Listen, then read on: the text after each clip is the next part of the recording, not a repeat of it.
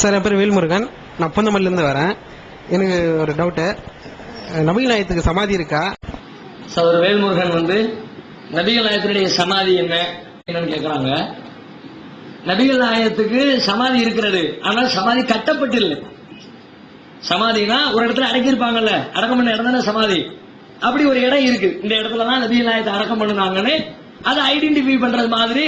ஏன்னா அன்றையில இருந்து அது வரலாறு முஸ்லீம்களுடைய கையில் இருக்கிறது. அந்த இடம் முஸ்லீம்கள் பாதுகாத்துக்கிட்டு வர்றாங்க. அதனால காலகாலமாக இந்த இடத்துலதான் நபிகள் நாயகம் அடக்கம் பட்டார்கள் என்று சொல்லி அந்த அடக்க ஸ்தலத்தை தெரிந்து கொள்கிற விதமாக தான் இருக்கிறது. அந்த அடக்க ஸ்தலம் எங்க இருக்கிறது என்றால் அது மக்காவிலே இல்லை, மதினாவிலே இருக்கிறது. மதினா என்பது மக்காவிலிருந்து ஒரு 500-600 கிலோமீட்டர் தள்ளி இருக்கிற ஒரு ஊர்.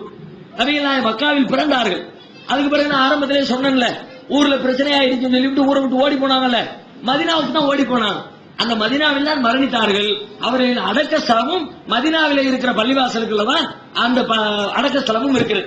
அந்த பள்ளிக்கு உள்ளுக்குள்ள அந்த வீடு வந்துருச்சு. அவங்க வீட்டுல அடக்கம் பண்ணுனாங்க, பள்ளிவாசல் விஸ்தாரம் பண்ணிக்கிட்டே போனாங்களா, கடைசியில அந்த வீடு பள்ளி உள்ளுக்குள்ள காம்பவுண்டுக்குள்ள வந்துருச்சு.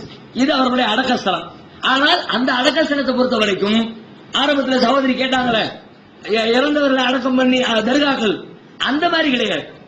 இதுல வழிபாடு நடக்கும், அங்க வழிபாடு எல்லாம் கிடையாது. இங்கதான் அடக்கம் பண்ணுனாங்கன்னு சொல்லுவாங்களே தவிர அங்க போய் நின்றுகிட்டு தாயத்து போடுறதோ தழுடு கட்டுறதோ பிரார்த்தனை பண்றதோ ஒரு இதுவும் இருக்க இங்கதானா அப்படின்னு போய்கிட்டே இருக்க வேண்டும். இந்த இடம் ஒரு வரலாற்று செய்தியாக இருக்கிறதே தவிர அந்த இடத்திற்கு எந்த முக்கியத்துவத்தையும் இஸ்லாமிய மார்க்கத்தில் வழங்கப்படவில்லை அடக்க ஸ்தலத்து என்ற காரணத்தினால்.